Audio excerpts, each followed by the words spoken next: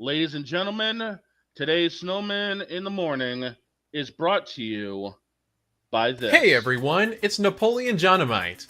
Join me on October 27th to celebrate 5 years of the English-speaking members from one of the top VTuber agencies, HoloLive.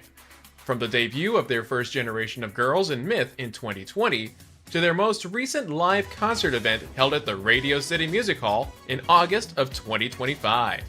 And for the sports fans, there will be coverage of their appearances at Dodger Stadium. Take a journey through VTubing history in Beyond the Myth, 5 years of HoloLive English, October 27th at 3 p.m. Eastern, noon Pacific, exclusively on YouTube at Please Rewind Napoleon and Rumble.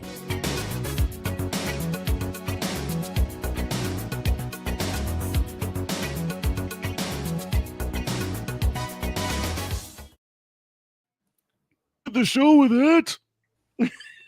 Ladies and gentlemen, a year of hard work is about to pay off in roughly 5 hours. Happy more Beyond hard the wo- Mist Day! But more hard work is coming because we all got 2 words for ya. Let's Let's go. go! I can't do it. We'll do it live. Do it live. I'll write it and we'll do it live. Mister, will you please wake up, wake up, wake up, wake up, wake up?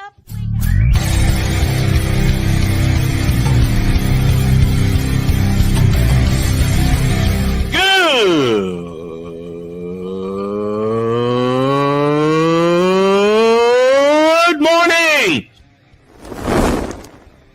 Snowman here to all you Brock Purdy and San Francisco 49er haters. Shut up.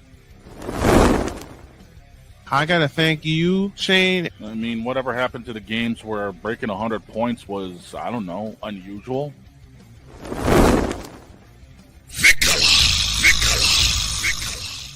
There was one word to sum up the All-Star weekend. Trays.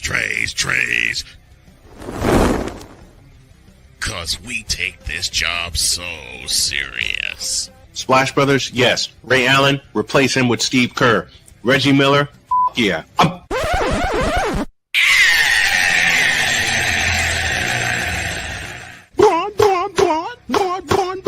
What in the all types of blue hell? Oh, shut up, you damn heel. Oh yeah! Let's go! Woo! Beyond the Myth later today. Good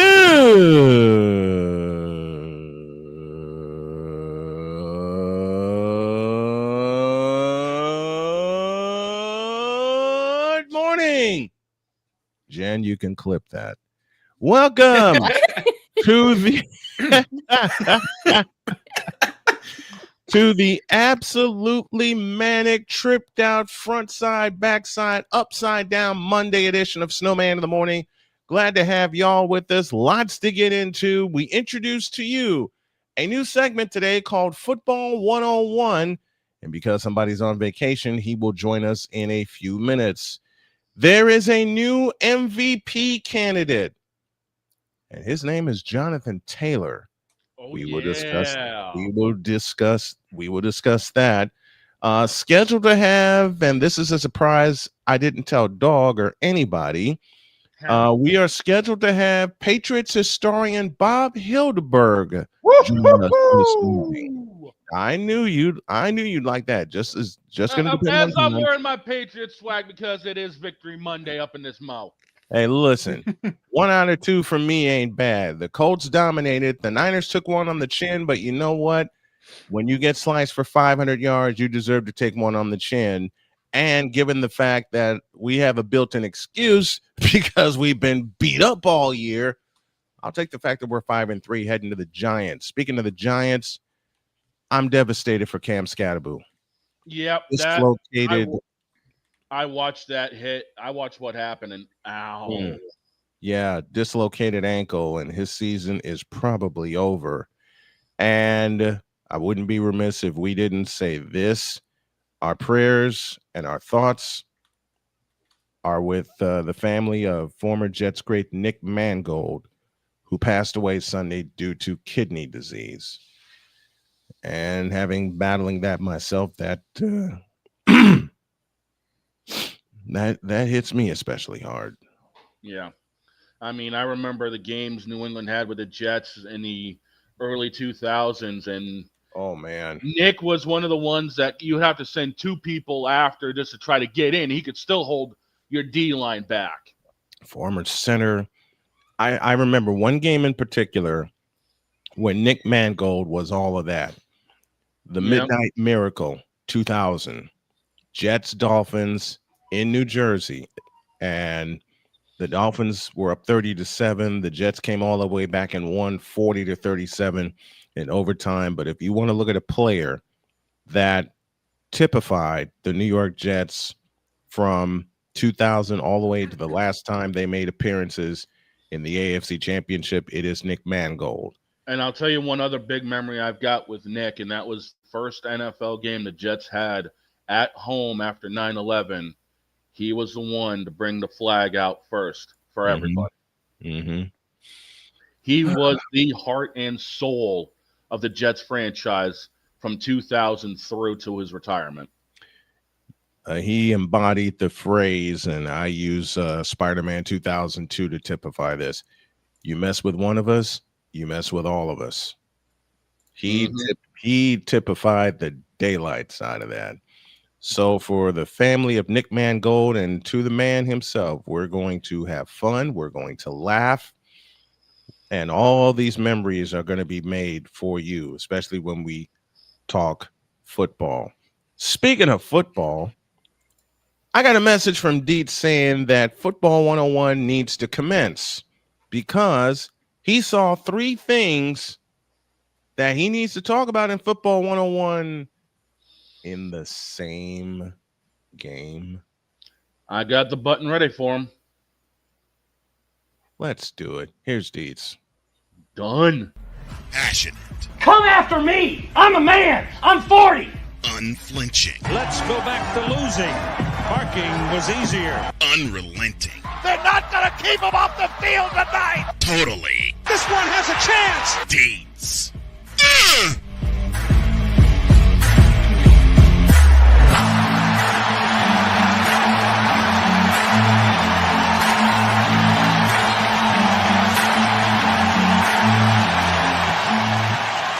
That's not just a murmur, that's a full-blown fibrillation. Dietz is with us all week as he's on vacation, and he joins the crew. Good morning, my man. Great to have you. Good morning, guys. Well, hey, first off, good luck, Napoleon. Thank you. I can't wait till it comes out. I've been watching VTuber VTuber specials all weekend, so I'm ready for yours. Prepare for a fun lesson. I'm excited for it, man. I'm Prepare excited for a fun lesson in HoloLive, ladies and gentlemen. We are all excited for Napoleon's premiere. And Jen said I wasn't going to cry. And Jen is with us on a Monday. What we do? Did we make you so mad you decided to crash the party on a Monday anyway? I just saw seeing as Monday was like today is like my one-off Monday of streaming. I figured I could probably drop by here as well. Help my good friend with his promotions. And she's also celebrating the fact she ended up winning the overall weekend this weekend. Of course. Okay. Dietz, you sent me a note that reads, quote, I've got a few Football 101 moments, ... all from the same game. Good Lord, I can't wait. Dietz, Football 101 is in progress. The floor is yours. Not just the same game, but the same play. One play in particular on yesterday. It was the most wild play I've ever seen in the history of football. Okay.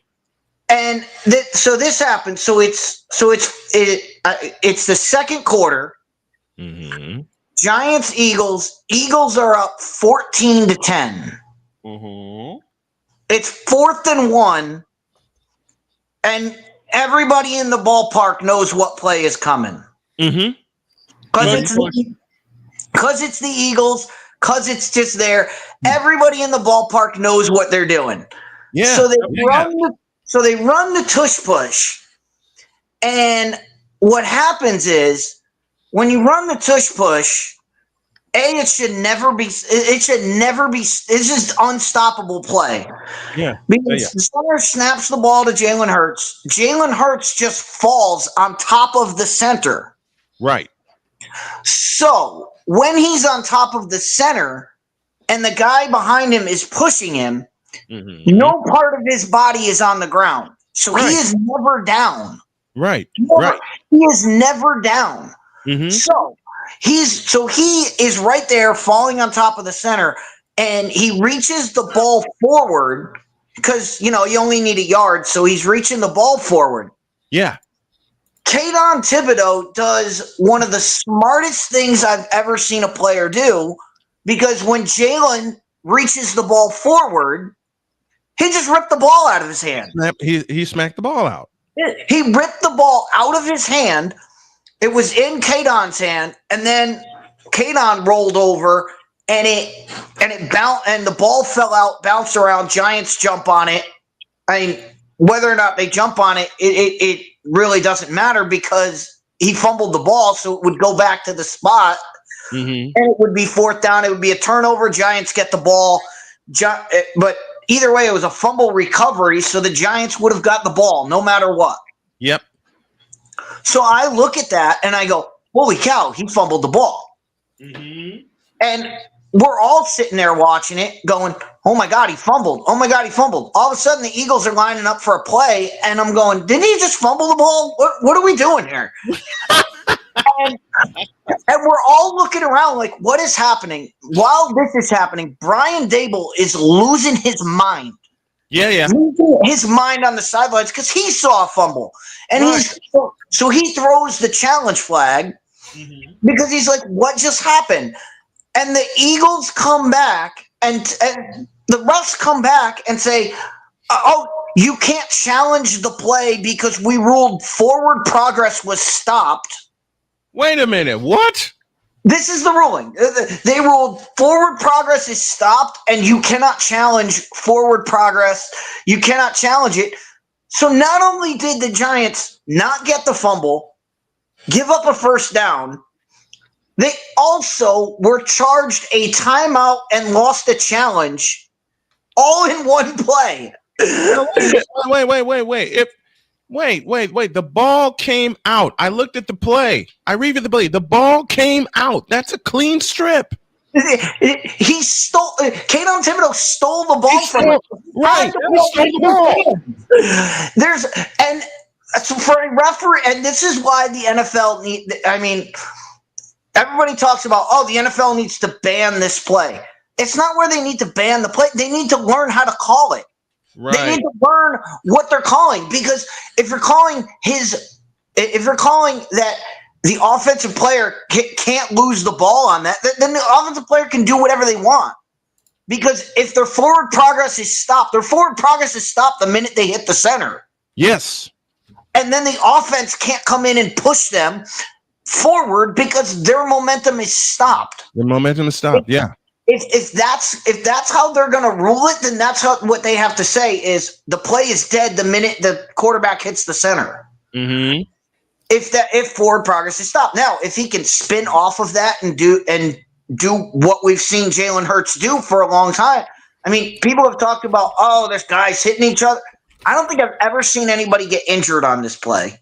Right. So it's not you're not going to ban the play because of something, somebody might get hurt.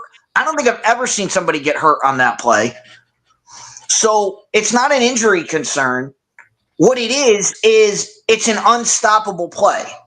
Yeah. It's unstoppable if you're allowing the quarterback to be pushed by his offensive line. But if the defensive line pushes him back, you're saying, forward progress. Well, his forward progress is under the center. Right. So either he didn't gain a yard and it's turnover on downs, or he reached the ball out and got it stripped, and they lost. Either way, they should have lost possession of that football. Which is what happened. He reached the ball out and it got stolen from him. So that happens. The next play, the Eagles score a touchdown. They go up 21-10. Now, we were talking about this after the game, and everybody said, one of the guys said this, and this is a dead quote. He said, "Oh boy, open it." Hang on a second here. Wait, here, I got you. I got it. You said, Cole. That play didn't matter because they lost by 2 touchdowns. End quote. Close dumb a quote. Now, yes, we are working on not swearing at all here on the program. Go on, Deez. That's how you notice a fan who is not paying attention to, doesn't know how football works.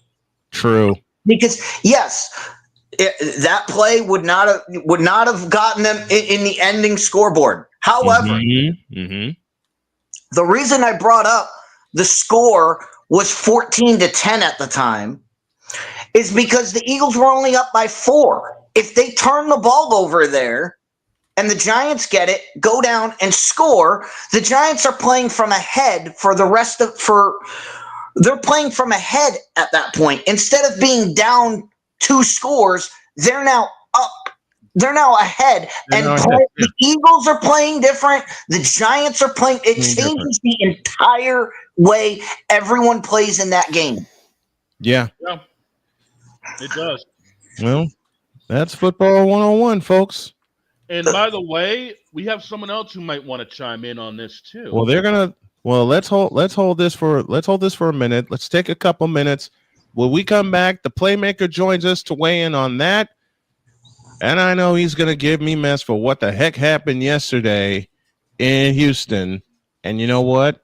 I deserve every bit of it, but I'm still going to take it with a smile. Back in the deuce. This is Snowman in the Morning. Join Ryan McCarthy. I became a Jets fan because Kurt the Frog was my favorite Muppet because he was green, and the Jets wore green. That's how I became a Jets fan. And Dustin Henry. ESPN is cashing all in on let's pay a few personalities and we'll just kind of fill in the gaps. As they walk you through all of the world of sports from their perspective. The Albany Empire, it's a literal circus. No credentials required. Where, Ryan, say the tag. Where you don't need a press pass to talk sports. Every Monday at 8 p.m. Eastern, 7 p.m. Central. On YouTube and where you can find all podcasts. Oh, yes. The tradition, the pageantry, the spectacle, the history, the slut. Wait. I gotta rep my brother's stuff right. All my DMV soldiers, stand up! And welcome to the Commander's Gridiron Report. You want your Commanders to be repped right? Well, D. Willie is your man. Commander's Gridiron Report. Every Tuesday at 11:05 a.m. Eastern, 10:05 a.m. Central. On the Sotoba Media YouTube channel. Music by J. Cool. Where my soldiers? Right side. Commanders. Where my soldiers? Left side. Join the transporter to Hades. Your butt and gut becomes one. Join the reformer of hooker whores. This is my daughter, Placenta Booty Johnson. Join the bronze claw. Whenever you are in distress, take off your baseball cap and throw it in the air. Join your very own superhero of broadcasting, Chris Bass. So whatever color crayon they get, they palm it and do 2 circles, and that translates to I can beat up black people. As he takes you through the week's paces in Baseline. Live every Saturday at 8 a.m. Eastern, 7 a.m. Central, Pacific Time Zone people, just stay asleep when this is on live and just catch the recording. No, I'm sorry. Exclusively on the Chris Bass YouTube channel.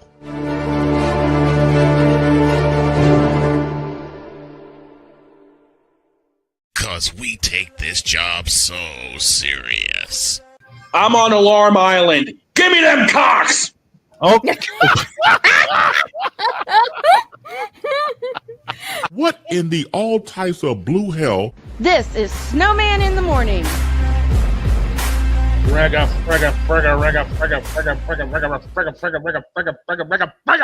Exactly.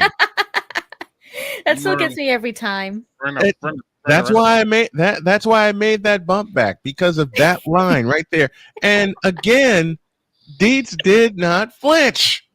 By the way, we did just talk about the tush push, and we are celebrating the life of Nick Mangold.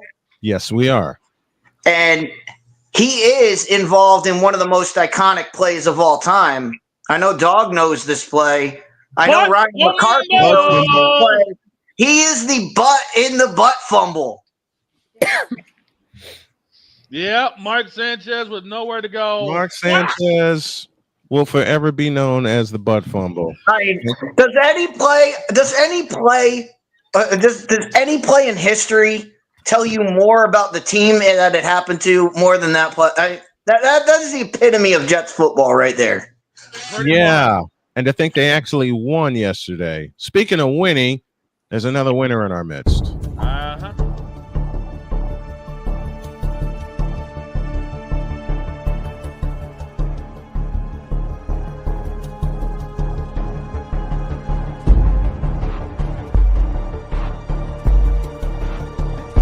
Now, forgive me not knowing the brother. You got your mic black. I don't know who the hell you are. It's like you're in the broadcasting witness protection program.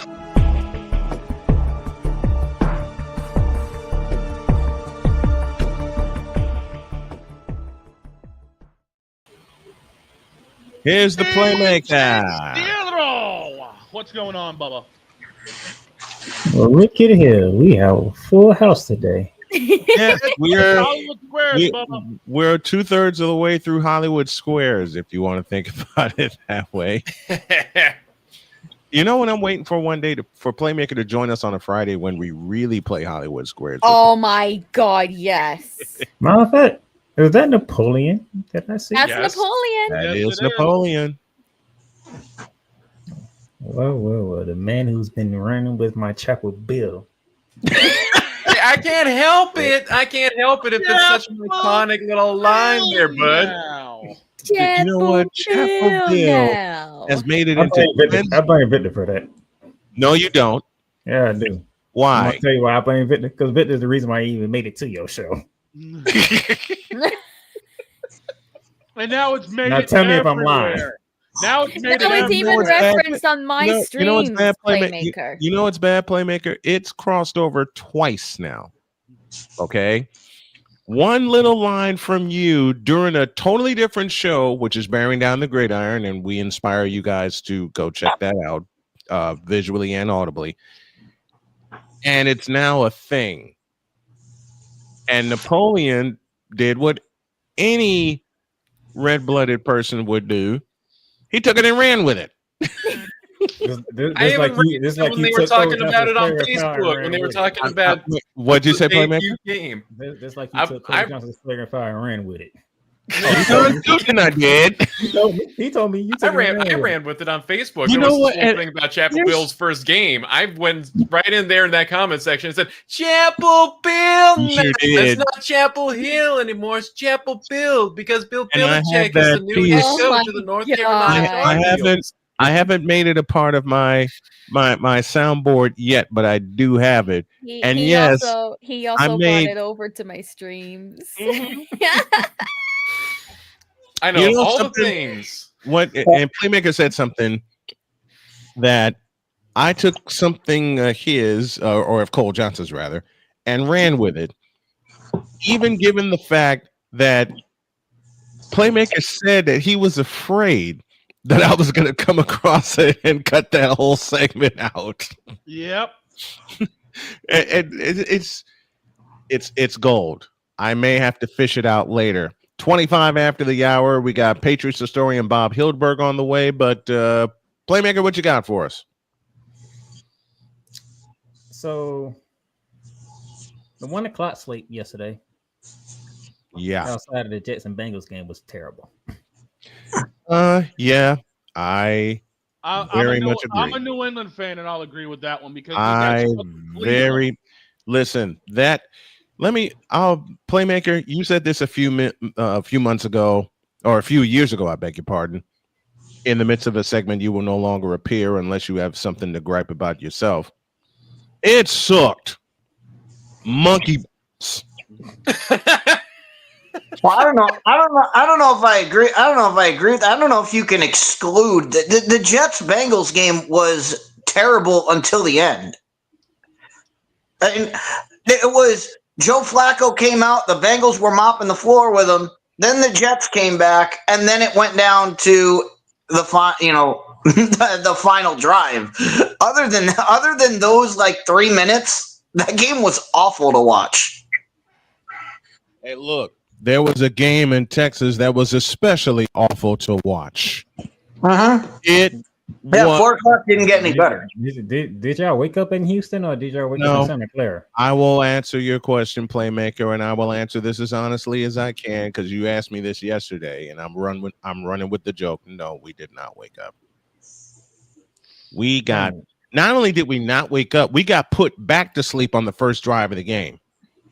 The first drive of the game, and you said it a lot of times. The whole panel said it a lot of times. Hell, even Jen has said it, and she don't and she don't know football. What do you mean I said it? Huh? What did I say? Wait, will you? Your cuteness is here, so I'm taking advantage of it. I'm not cute. Her and the cutie band behind her. I'm not cute. You're not cute, huh? That's a lie. I'm not cute.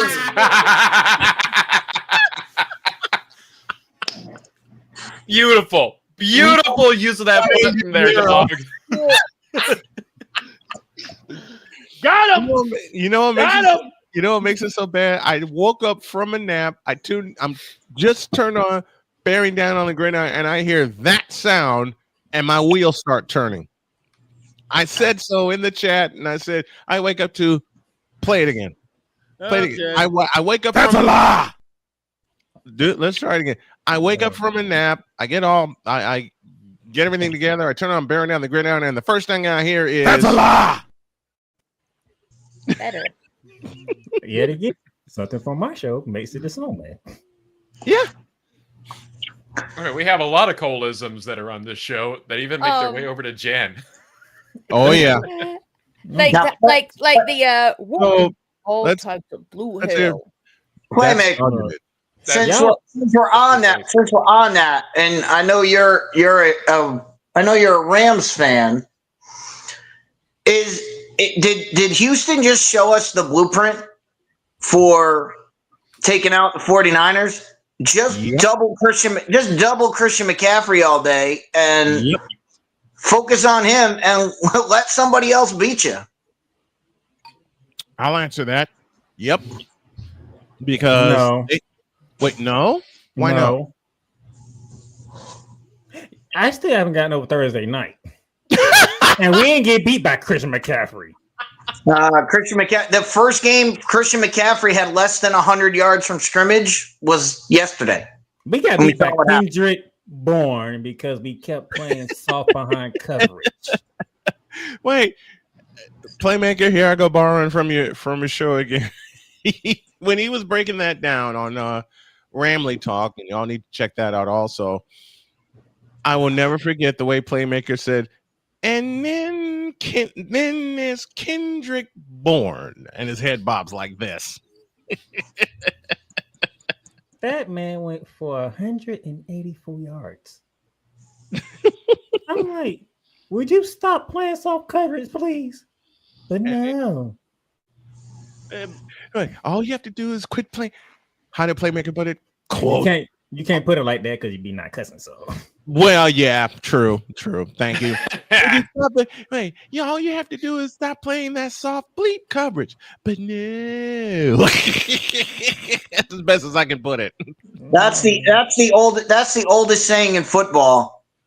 The prevent defense prevents victory. Victory. They didn't even want to challenge the receivers. If it's just would have challenged the receivers, would have won the game. But no. No, you know what made you even more stupid? Deets. What's it? One side will play press man, the other side will play off coverage. What are you All doing? night. All night. All night. I think Playmaker's asking this. What are we doing? Exactly. Welcome to the Matt Uberfools School of Defense.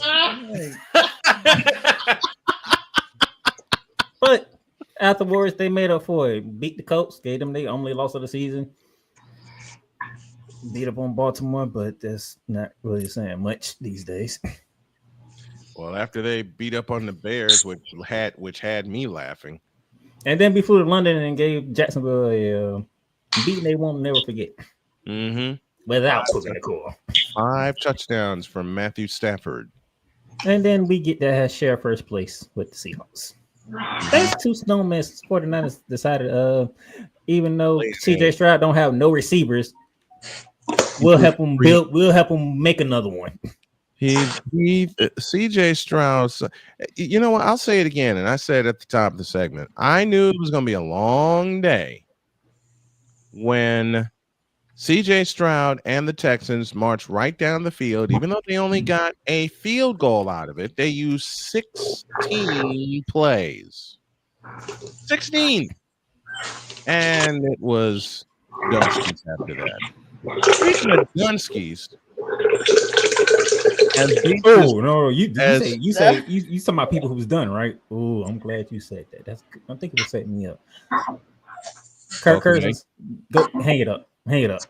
Who? Kirk Cousins, you need to go. You need 2 Chainz Cousins. You need to go. 2 Chainz. Kirk Cousins was 2 Chainz. Awful. Okay, Kirk Cousins was all and full. Yep. I know we like talk about Aaron Rodgers and Joe Flacco being there first, but Kirk Cousins looked like he's 40. He is 40. He definitely looked that was terrible. I was about to say that was just terrible. That's terrible. That's just terrible. But I know something that wasn't terrible, and that is Shane's Patriots beating up the Cleveland Clowns. But they no. Even though you won, you gave up 5 sacks to one person. They beat him up. You gave up 5 sacks to one person. Let him have Scoreboard. Scoreboard. Doggone it. And to help us Shane is saying that now, but while Myles Garrett was wrecking the shot, he was cussing his behind off. That too. Look, yeah. But 5 sacks only equaled 13 points. And to help us break that down, the Browns don't have an offense. In order to help us break it down, we do have a little bit of help. Yep. Boss? To help us break down the Patriots win and sitting up top the AFC East, here's a dear friend of mine, Patriots historian Bob Hildeberg joins the house today. What's up, Bob? How are you, man? I'm awesome. Can't be more awesome than what we're doing here in the NFL. We're just come out of nowhere. I was on a podcast early in the season. Is Drake May? I said maybe he's top 10, top 12. He's really elevated his game. The defense is stepping up. And, I went to the game and I was sitting next to a Cleveland Brown fan, and he was beside himself. Really? You guys take 4 wins in 2 years in a row. You guys have sucked. And now you guys on top of your division.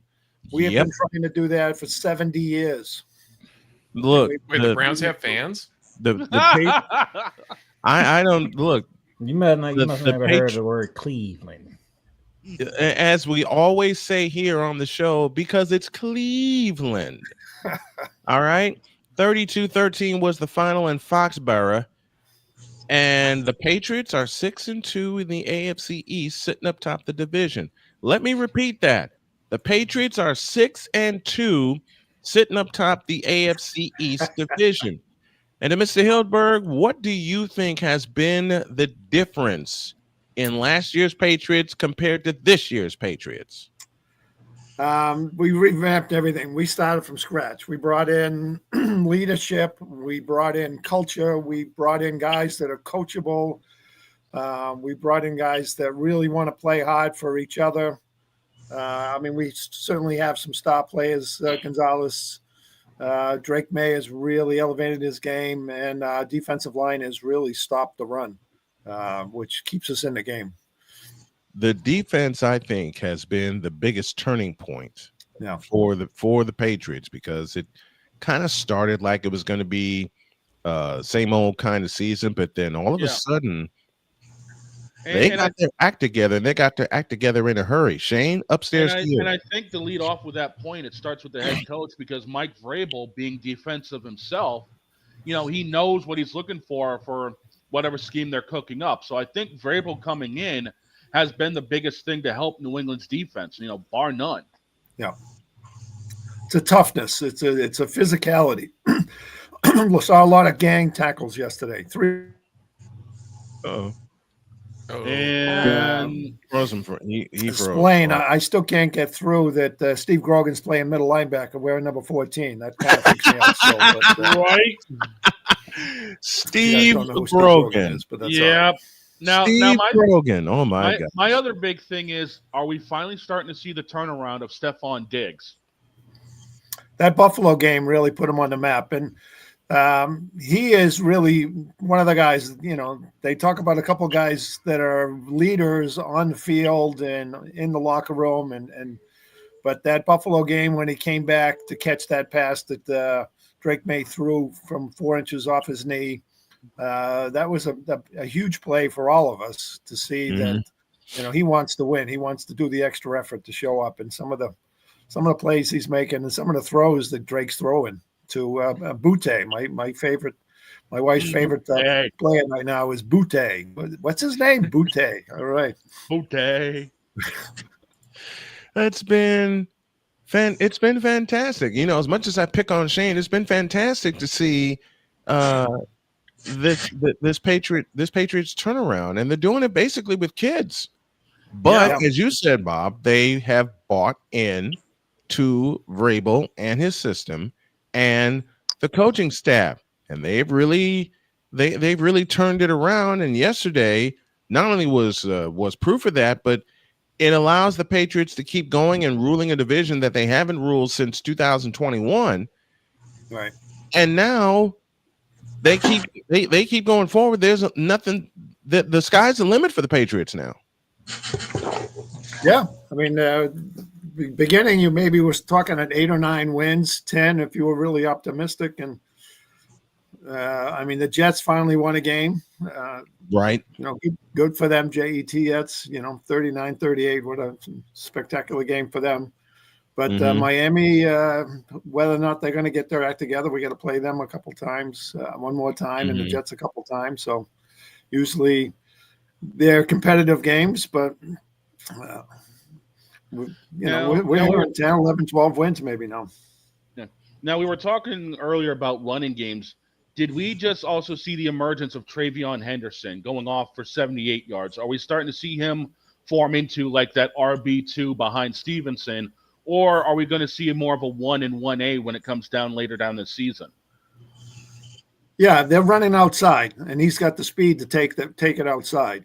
So Stevenson up the middle and Henderson outside and get that 1 and 2 blocks from the tight ends or from the tackle to spring them. We need that, and certainly the turnovers is a big thing too with Drake May and Stevenson. Fumbling a little bit last year and earlier in the year against the Pittsburgh. If we keep those things down, we're going to be in every game. What is the biggest key for this offense going forward? Keep running the ball and keep holding on to the ball. I mean, that play in the 2-yard line, and you're there. I mean, don't just put it out there like it's a loaf of bread and they just want to take it, and it just gets knocked down. They got to learn from that, because that'll hurt later in the year against some of the good teams. One final question before we let you go and before we go to a break.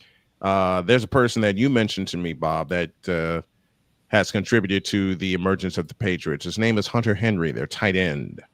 Yeah. Yeah, I like all the H's. Henry Hollins and Henry Hollins and Hooper. Yeah. So we got the three H's, and Hollins made a spectacular catch. But Henry is a solid player, no question about it. He's in the play, and some of that seam pass that they threw down the middle yesterday, that was so sweet to see that. We need more of that. And Josh McDaniels is mixing it up, but we're getting everyone in the game, and Pop Douglas, he pops up here and there and makes some plays. So we got a pretty versatile. You can't just stop one guy. Yeah. No, you can't. This Patriots team is emerging, and we got Patriots historian Bob Hildberg joining us here on the program. Always a pleasure to have him, my friend. We love you, and we hope to have you back soon. All right, 28-3, 28-3, 28-3. You're going to see that all week. Hey, Falcons, scoreboard. Oh, boy. Thank you, Bob. Appreciate you. All right, talk to you soon. Go, Pat. Yep. Bob Hildberg joining us here on the program. That'll lead us to a break. And when we come back, speaking of running backs, there's a new candidate for MVP. Tell you about him when you all get back in the deuce. This is Snowman in the Morning. Drew Willingham. In this case, yeah, you put the blame on Kyle Shanahan for apparently not preparing the team enough for the overtime rules, supposedly. Cole Johnson. Peyton was considered the winner, and he was the darling of all darlings for Gerald. With a special appearance by Tyrone Alizé McDummy. Ain't nobody calling me. Text delete. Join these two football enthusiasts as they give you Total Football Talk.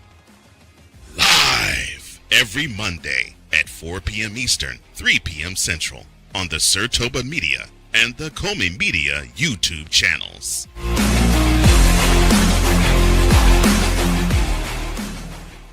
Hey, Eagles fan. Join my man Cool McCain and a host of others as they break down every single game, every single week in an objective manner, and also from a fan's perspective as well. Remember, this cast feels just like you. Nobody likes you. And you don't care. Fly, Eagles, fly. Eagles Elite Podcast. Every Wednesday at 8:30 p.m. Eastern on YouTube and other podcast outlets.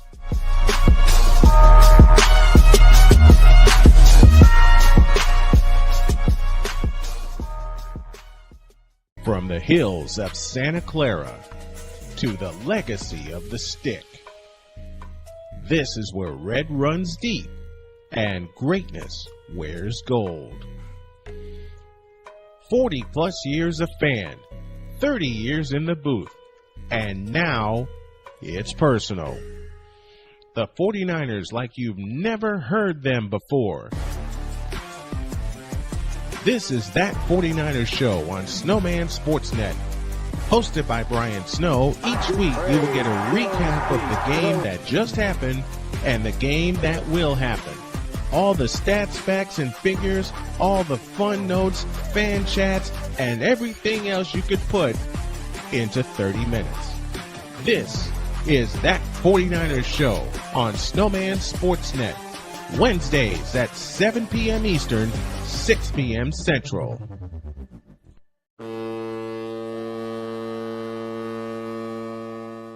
Cause we take this job so serious.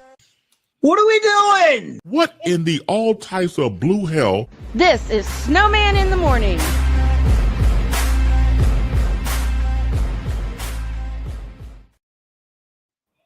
Dear Brian, wait. I wasn't ready. And Victor said it during the break. But I get to say this. Dear Brian Kelly. You're fired. We'll say more later. There, as much as say it again, Playmaker. The Southern Baptist coach is out of here. The Southern Baptist coach is gone. Oh, hallelujah. Wait a minute. Y'all know better than to mess with me. You know what the folks at LSU are doing right now with Brian Kelly being fired? They're doing it.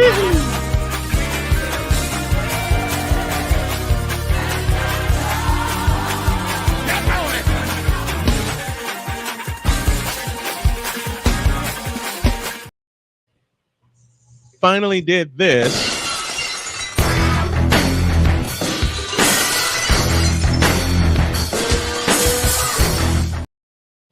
Fuck all the Dawson's music. Shut up. And if you don't think they're happy that Brian Kelly has been adios, that's a lie. I know somebody that's not happy about the results. Do I know this person? I believe you do. That's all I need to know. Oh, Lord. I was about to say, wait a minute. Jim Ross is making an appearance. He finally got his Skittles. No. All right. They got way too much money down in LSU. Yeah. I mean, that buyout is insane. Mm-hmm. But he's still owed $95 million. Yeah. Think about that. And they're gonna pay him, $60 million of that not to coach their team. Mm-hmm. Wow. Hey, unreal. Look here.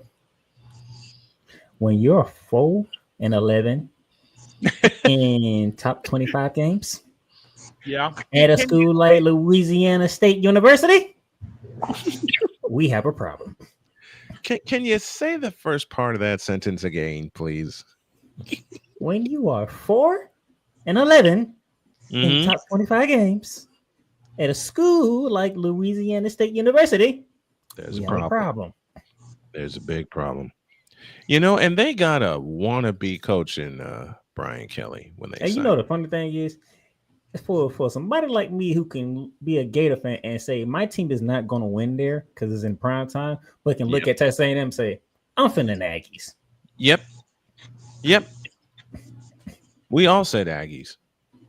Well, now the door open. Now the door opens to: do they bring back somebody from their past? And that's why I bring up the $60 million. How much is it going to cost for them to get their old coach back? Orgeron. How much to get him off the set of ESPN? I'm talking about Nick Saban. Oh, you're talking about Nick Saban. Nick Saban said he wants to stay retired. As he said that on Pat McAfee Friday. He said it's up to it. He said it's up to his wife if he takes the Penn State job or not. He ain't moved. And from what she's saying, she's enjoying this new life right about now. And this was before LSU opened up, which I'm not spoiling anything here. Weather's a lot better down in Louisiana than it is in Pennsylvania. Yeah. And he's familiar with the SEC, but I don't think Nick Saban's coming back to LSU. No. They're gonna have to find somebody else. No, I think he and the wife is enjoying TV right now. I don't know. I've heard multiple things that he's not happy at ESPN, that he doesn't like game day, he doesn't like the trial, he doesn't like the schedule. And so there are conflicting reports, and if anything could draw him back, could LSU be it? I mean, something's gonna hit. He's gonna have to say yay or nay at some point. There's a lot of conflicting reports, not only with him but with Pat McAfee too. So why didn't he like it? Why didn't he like it with game day? Why didn't he like it at ESPN? Well, he's not the personable guy that Lee Corso is. Right. He's not that character, and I think they're trying to make him I think they're trying to make him be something that he's not. And that's it. When you watch game day, you kind of see that when he gets going, he's fine. But then when they try to make him into a caricature, you can see the slump in his shoulders. You can see him just be like, I don't need this. This is true. And he doesn't need to be there. The perfect setup. You let Pat McAfee be the one that do all the character stuff, because Pat McAfee just naturally is that. That's why he always the one ends the picks. Yep. You let Nick Saban be coach of the show. I got my thoughts about that 4-letter network. Right, but that also goes to Nick Saban when all of that's going on. I mean, you just watch his body language when all of that's going on, and you can see that he's Nick Saban. He doesn't like being second, third fiddle. Right. And that's where he sits right now. I mean, the people are tuning into that show to see, they're tuning in to see the campus. They're tuning in to see the fans and the signs. Mm-hmm. They're tuning in to see McAfee acting a fool. Of course. And they're tuning in to see, and like Coach's breakdown is like third on the list. So I'm sure he doesn't like being third fiddle. I'm sure he's not used to that setting. Mm-hmm. And he wants to be more of, and then just compare and contrast his portrayal on Game Day and Urban Meyer's on Fox. On Fox, yeah. When Urban Meyer speaks, nobody interrupts him. Nobody even says anything to him. They just let him go. Which is why Big Noon Saturday has, I believe, taken over from College Game Day. College Game Day is the spectacle. Big Noon Saturday is more informational. And for me, that's what gets it for me. So I mean, it could be. I mean, he could stay there. He could stay there for the rest of his life and be fine. Mm-hmm. He could do nothing with the rest of his life, and Nick Saban would be okay. But I'm just saying, he has a tie to LSU.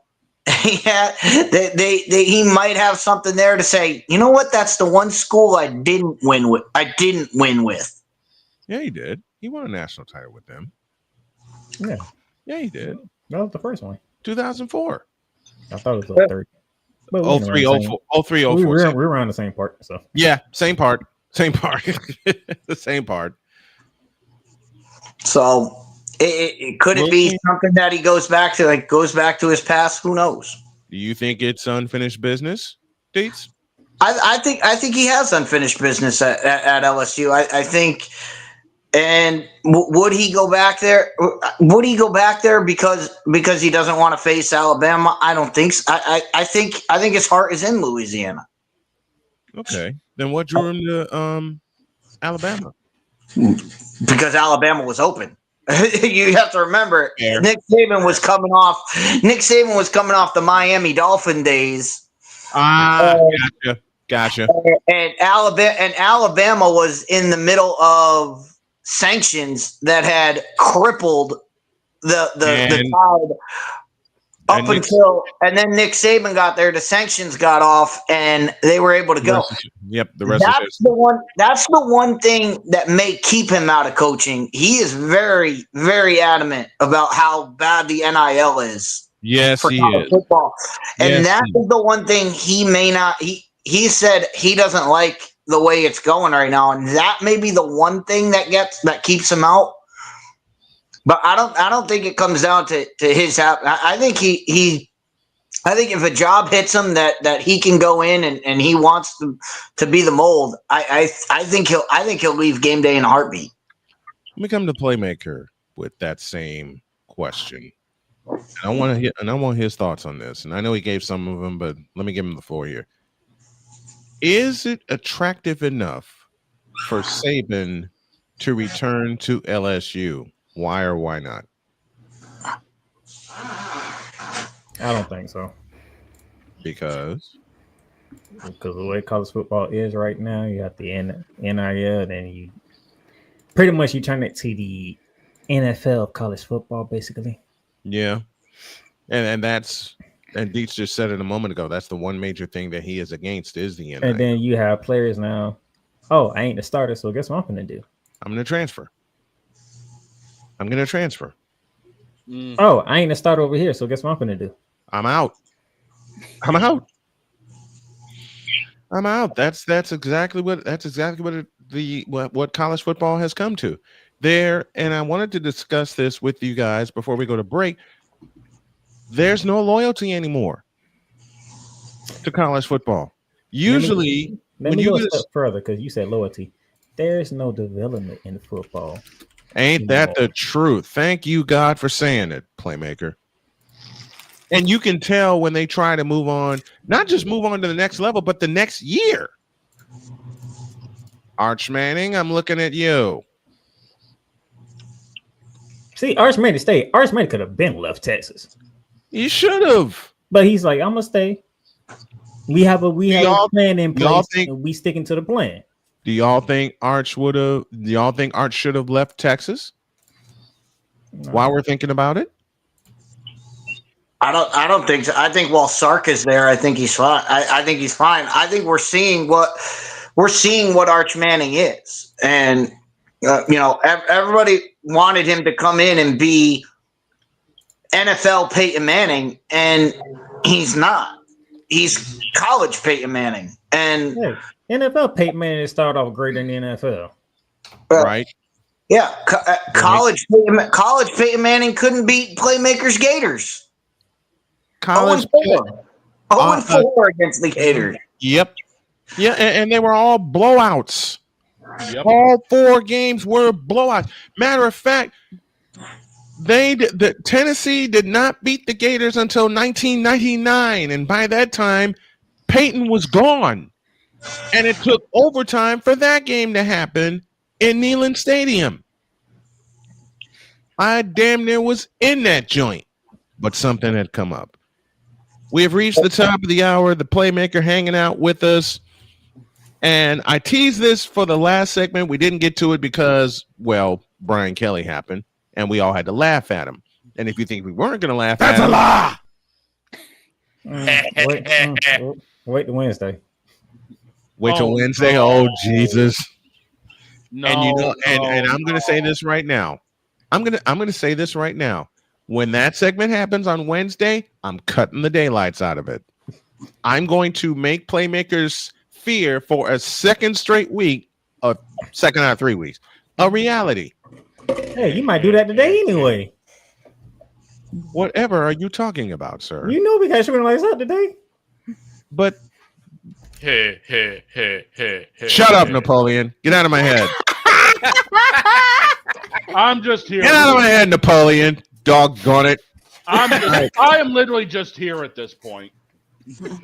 That's what she said. Well, to the top, guys. Snowman, Dog, and D can figure out what's going to tap for today's shooting night. So, hey guys, to the top of the hour, I just say this.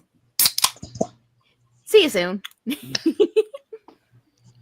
Hour 2 after this. Oh my God.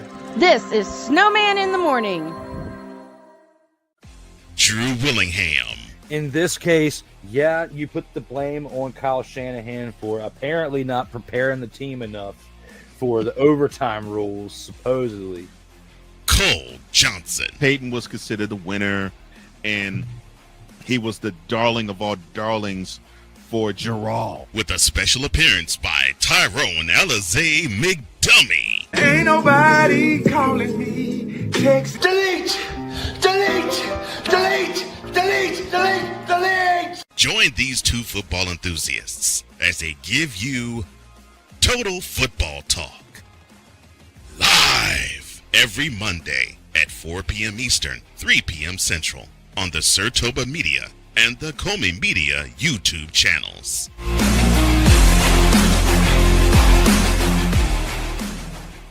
Hey, Eagles fan. Join my man Cool McCain and a host of others as they break down every single game, every single week in an objective manner, and also from a fan's perspective as well.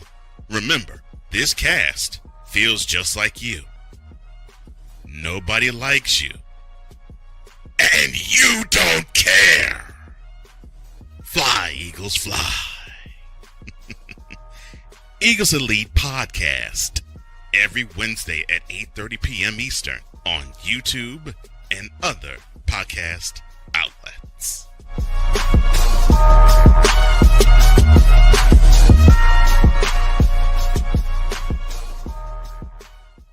From the hills of Santa Clara to the legacy of the stick, this is where red runs deep and greatness wears gold. 40 plus years of fan, 30 years in the booth, and now it's personal. The 49ers like you've never heard them before.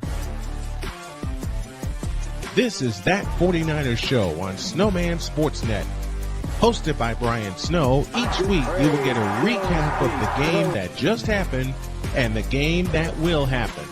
All the stats, facts, and figures, all the fun notes, fan chats, and everything else you could put into 30 minutes. This is That 49ers Show on Snowman Sportsnet. Wednesdays at 7 p.m. Eastern, 6 p.m. Central.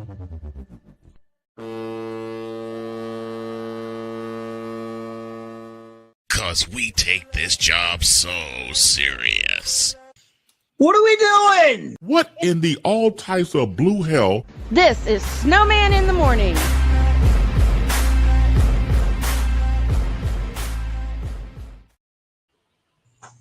$11:02 is your time, and we welcome you back to this edition of Snowman in the Morning. We have a little business to take care of. We like to call them some IDs. You're listening to WJKS-TV, your Hoosier Sports Home and Indiana Sports Hub play-by-play voice. You're listening to WHDR-DB, your radio home and voice of the Carolinas. It's the Worldwide Sports Radio Network. You're listening to WQVZ, 1700 AM Mission Radio. For me and the Lord, we got an understanding. We're on a mission from God. Oh, boy. 3 after the hour. Thank you to those of you that are tuning in via our radio partners, including WQVZ, as you heard, and for those of you watching on YouTube, as well as Zebo TV, and soon to return to Mosaic TV. We're in discussions with them. I just saw a quote that's going to make y'all happy. I was about to say, don't we also have something else to take care of real quick, boss? No. You mean to tell me we're not going to run down the scores from yesterday? No. Okay. What scores from yesterday? Yeah, what scores from yesterday? Oh, NFL. You mean... Okay. We did kind of install it. So we are going to have to do it, and Jen's going to bite our heads off again. What do you mean? Saying that it is time to...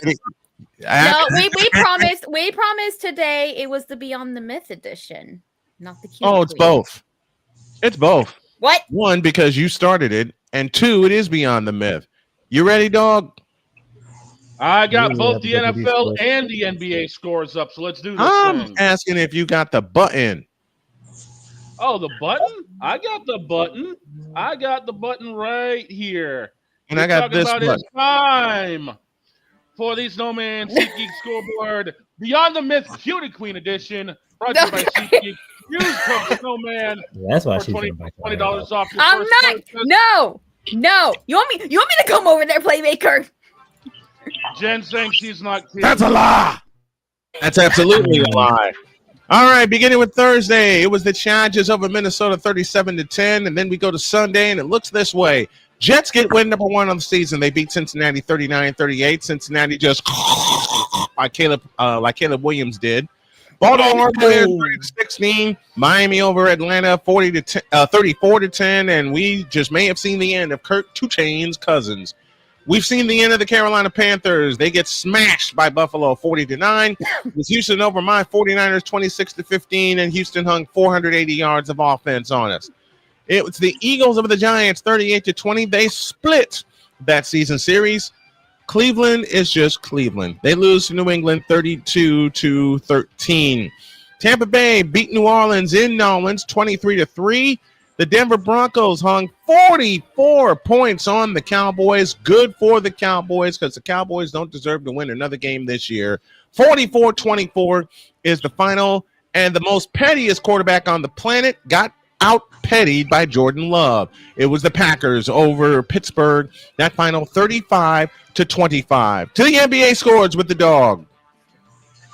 San Antonio over Brooklyn, 118-107. Wemby goes off for 31. Detroit over my beloved Celtics, 119-113. Jaylen Brown with 41. Cleveland over Milwaukee, 118-113. Giannis with 40. Miami over the Knicks, 115-107. Where'd that come from? Jalen Brunson with 37 for the Knicks in the loss. Charlotte over Washington, 139-113. LaMelo Ball had 38. Wait a minute. Melo knows Charlotte? Wait. Charlotte scored 130 points? Charlotte scored 139 over Washington. They scored 139? Yes, sir. Yes. LaMelo Ball. How in the blue hell did that happen? Because it's not Charlotte. They played the Bullets. True. They played the Bullets. Exactly. They played the Bullets. Go on, dog. Minnesota ends up picking up the win over the Indianapolis Pacers, 114-110. Despite Anthony Edwards only playing 3 minutes. Good news for you, Boston. The Pacers lost. Pascal had 33. Dallas 139. Toronto 129. Anthony Davis, Mr. Glassjaw with 25. The Clippers over Portland 114-107. Kawhi had 30. And the Lakers over Sacramento 127-120. Austin Reeves career high 51 points. And dear Luca, sit your down and stay sitting your down. You and LeBron. But I digress. Tonight's games are Cleveland, Detroit, Orlando, Philadelphia, Atlanta, Chicago, Brooklyn, Houston, Boston, New Orleans, Toronto, San Antonio, Oklahoma City takes on Dallas, Phoenix, Utah, Denver, Minnesota, Memphis, Golden State, and your nightcap at 10:30 is the Trailblazers visiting the Lakers. And we have Monday Night Football. Tonight is the Washington Redskins travel to Arrowhead Stadium to take on the Kansas City Chiefs. That's an 8:15 kickoff. But there is something more important happening tonight. We're in Los Angeles for game number 3 of the 2025 World Series between the Toronto Blue Jays and the Los Angeles Dodgers. That series is tied at 1 game apiece. Max Scherzer goes for the Blue Jays tonight. Who takes control of that series? And that, ladies and gentlemen, is indeed your Snowman scoreboard, your Snowman SeatGeek scoreboard cutie queen Beyond the Myth update. Brought to you by Beyond the Myth, premiering today at 3 p.m. and by SeatGeek. Use the code Snowman for $20 off of your first purchase. That's only through the power of SeatGeek, and y'all know the rest. Where fans can fan.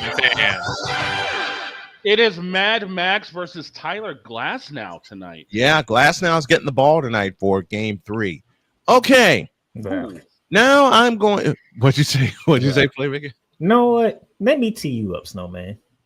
Because I know where you finna go. But I have to challenge a certain team because they decided to do their job yesterday, and it shouldn't have taken this long to figure it out. Oh boy. So it took y'all a bye week and to go to Carolina to figure out, hey, if we let number 4 cook, we might have something here. I'm not worried about them. I ain't talking about. I'm talking about Buffalo. Because Buffalo, see, if you don't listen, you want to get situation. I'm gonna stop you right there because that's not the running back I want to talk about. I know it's not talking about. That's why I'm getting. That's why I'm saying. Okay. Let her roll. Because Buffalo wanting to be around here, sitting in second place in the AFC East. Right. If you'd have gave the ball to number 4. Right. But you second place to Big Dog's Patriots. And you're going to stay. Unfortunately, they're not the best team in the NFL because that team is more over to the Midwest where Snowman resides. You know why? Because Daniel Jones is looking like Indiana Jones. And plus, the front runner for MVP is number 28 because all he do is score touchdowns. And this is where I come in.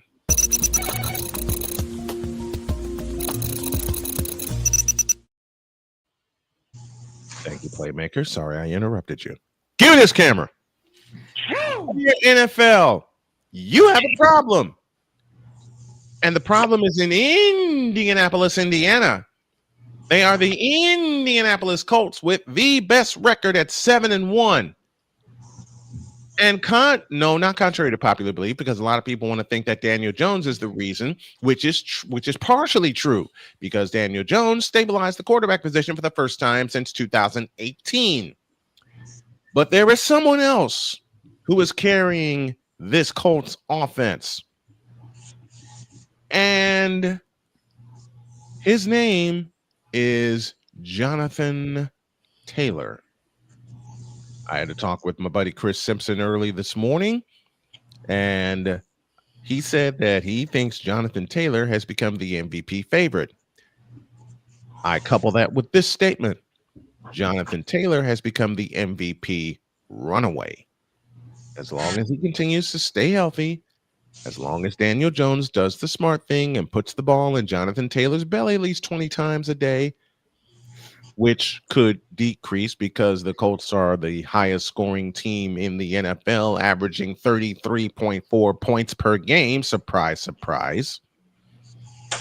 Not only is Snowman happy, but a certain Dr. K is very happy.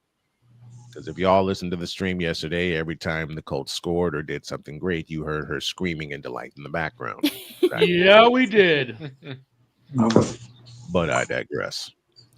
Jonathan Taylor is on his way to 2,000 yards. Jonathan Taylor is the best running back in the league. Jonathan Taylor is the best jackknife running back in the league because unlike a couple of others I can name, but I won't, he can actually catch the ball very well. More than I can say for any back that has played with the Las Vegas Raiders or the Los Angeles Raiders or the Oakland Raiders in recent history, but I digress again. Why you gotta hit me with the gut punch like that one? Because it makes you laugh and because we're promoting the daylights out of Beyond the Myth so we can get you hyped up for today. So I'm having fun doing what I do best, and that's making you laugh. I mean, I gotta laugh through the emotions that are going through me right now when it comes to this whole thing. You understand? Just wait until later. You understand where I'm coming from. Anywho, the NFL has a problem. The NFL could have a 2,000-yard rusher.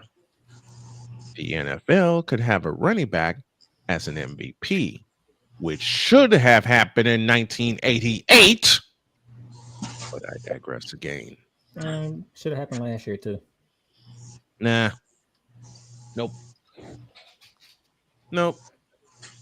This year, the running back, and I'm teasing Playmaker. This year, the MVP is a running back. You can put all the chants and cheers and yells and screams and everything for Baker Mayfield to rest.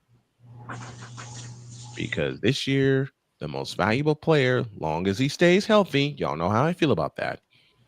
The MVP wears number 28, and the MVP is in Indianapolis, Indiana. Now, eat that. That's Snowman's take. What's yours?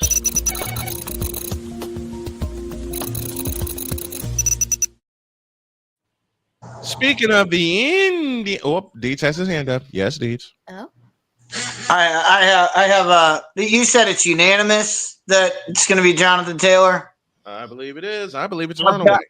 I've got another guy who should be up for MVP consideration, and it's the reason why the Colts are dominating running the football, but also why Daniel Jones is not getting sacked, and that's the all-pro guard from Notre Dame.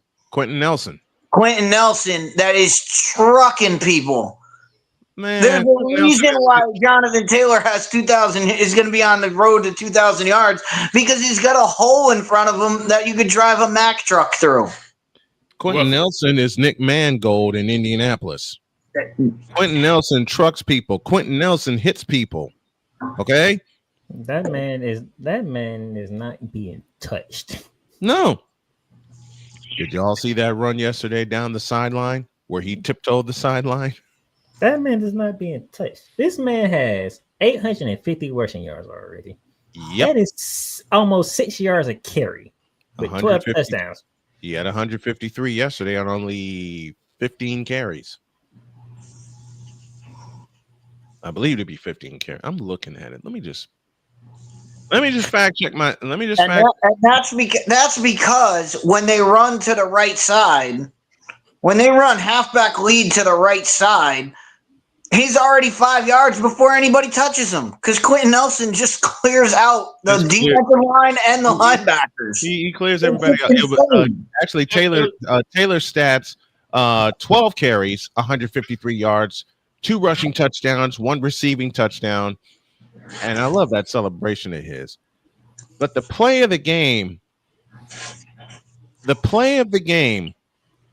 was a catch that Michael Pittman should not have had or made. Jones was getting pressure. He let it go. Michael Pittman did not look back for the football until the last possible minute. And somehow he Velcroed it in one-handed. Is that the pass interference catch? That's the pass interference catch for the touchdown.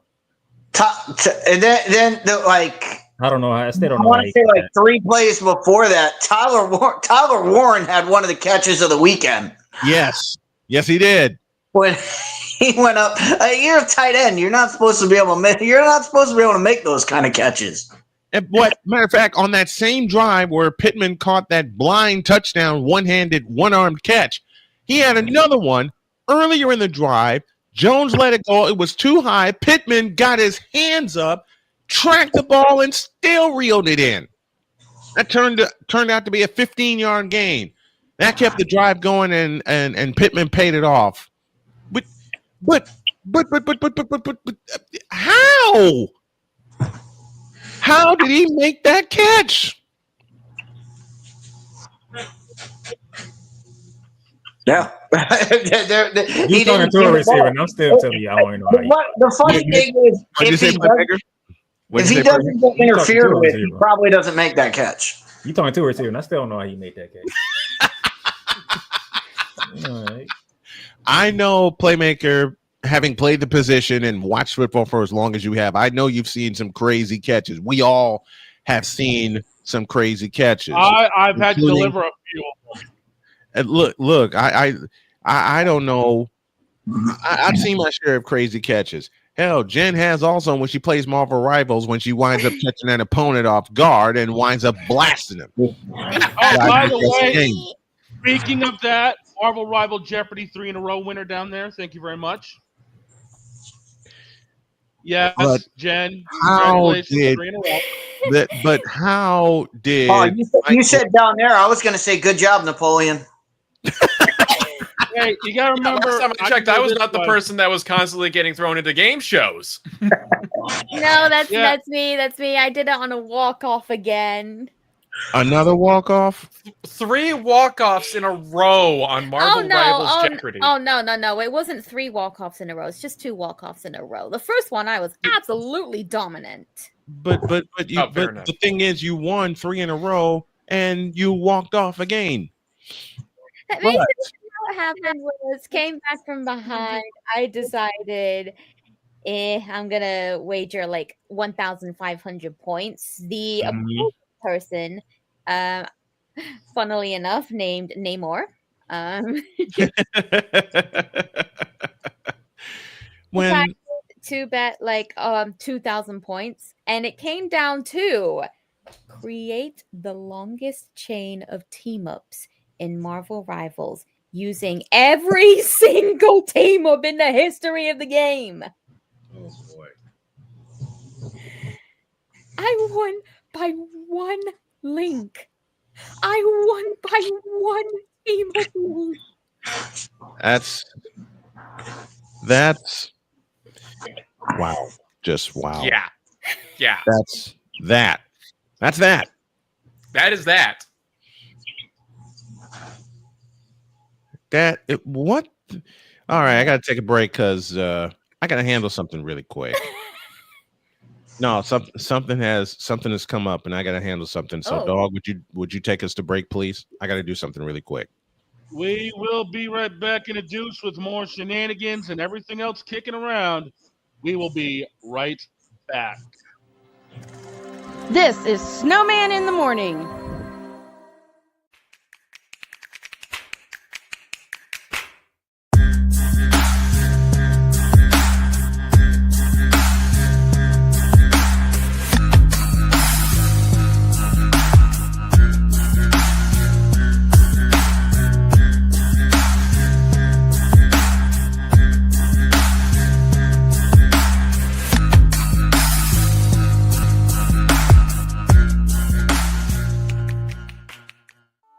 I'm Jenny Garth, and as a mother of 3, I know kids worry about a lot of things.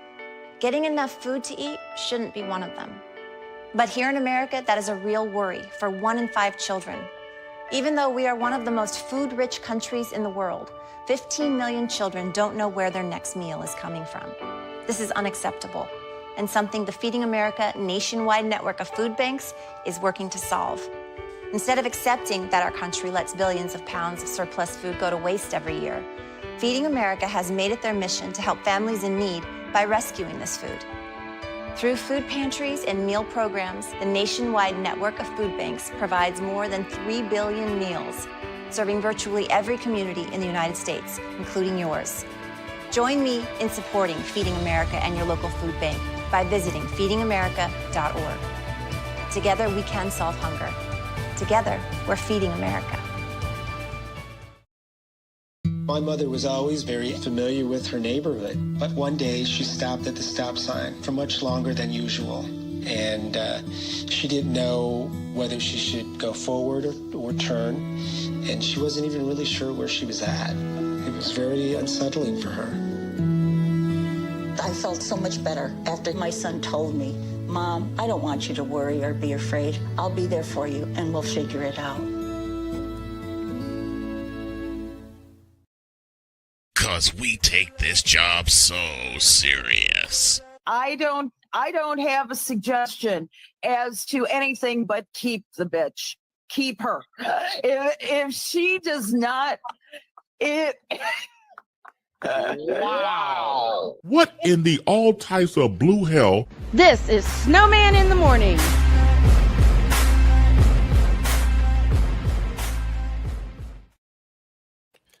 Keep it. Keep the. How you gonna tell everybody else not to cuss, but you gonna play a clip that's cussing in it? Come on.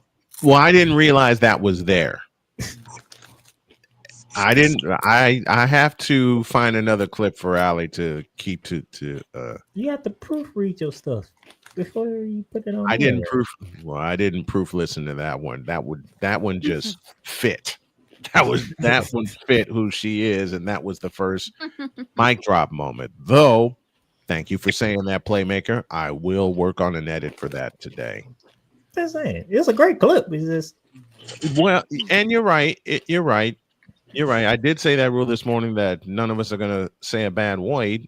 I've already said a bad word, and then B, I run that. But it fits though. I know. I'm just waiting to I know hear a fan base that is saying a lot of bad words today. I'm just waiting to I know see quite a what few. Snowman had for me. Oh, I got a good one for you. Yeah, word on the street is you had a new bumper for me. Word on the street is wrong. What? I've got 3 of them. What? Excuse me? Here. There's that laugh. Wait a minute. There's that laugh. What? I'm just correction. I have 3 of them. Yeah.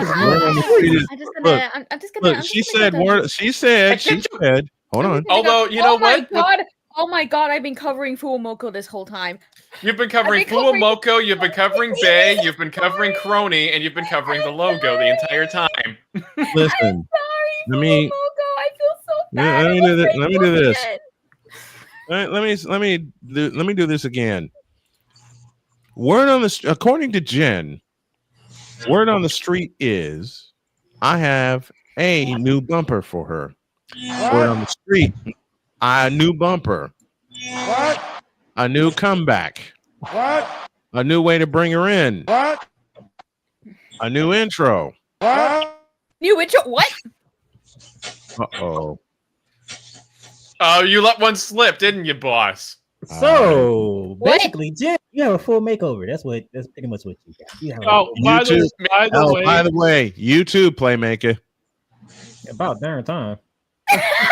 The one with Father O'Shaughnessy stays. I got another one. He needs to go to hell. That's what. You start, Jen. The one what he does said he do? The one he said about what did I do to you, my child? I have no reason to go to hell. I live in New England.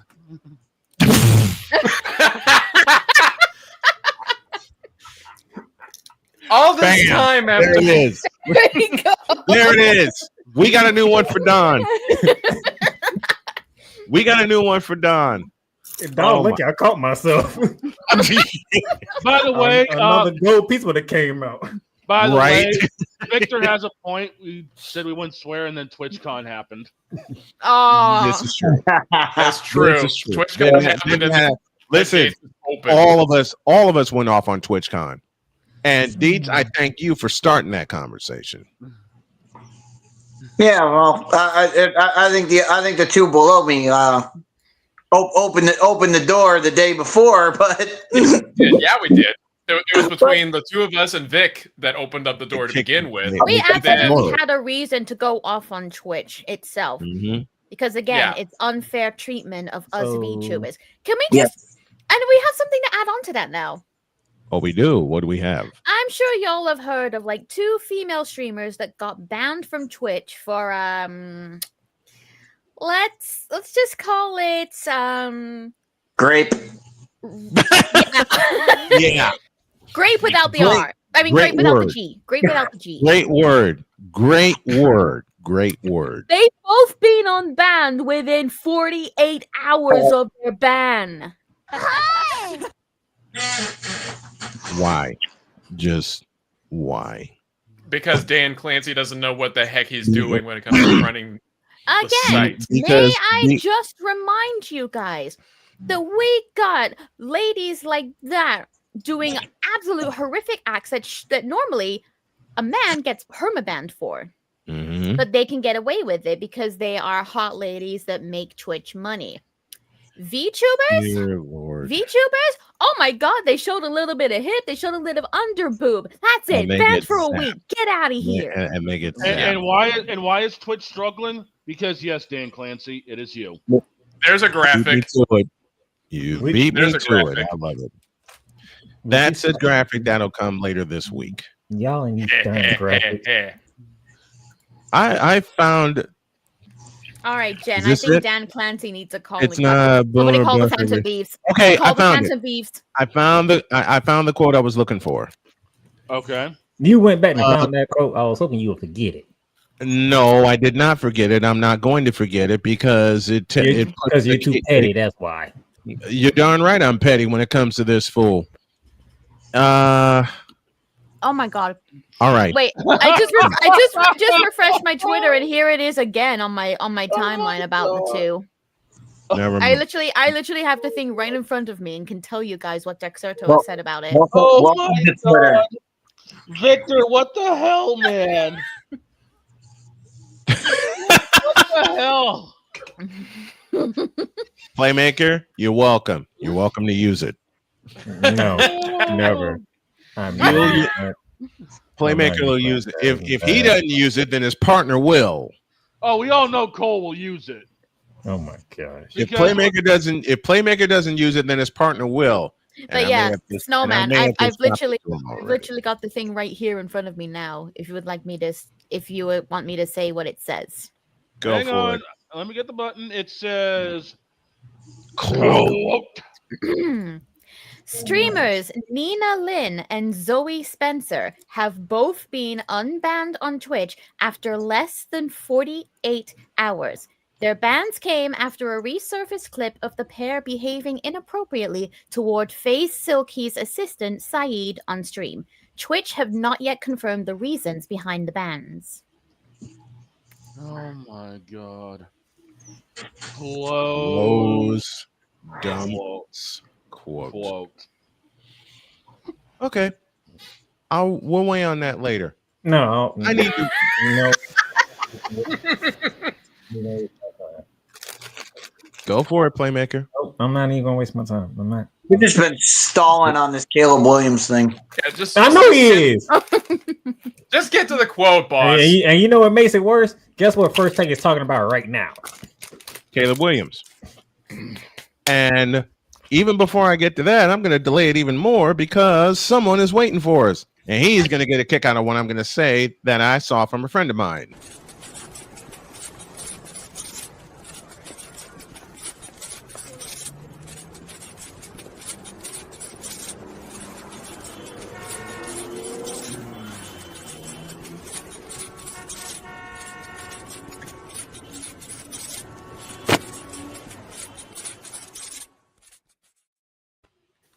Jay Spivey now joins us from North Carolina. Good morning, sir. How are you? Good morning, gentlemen. Okay. What's up, Jay? Yo. All right. Let me get this in right now. I have a very dear friend named David Hall, who's back home in Chicago at 670 The Score. And he said... Oh, brother, I got you. He said, quote.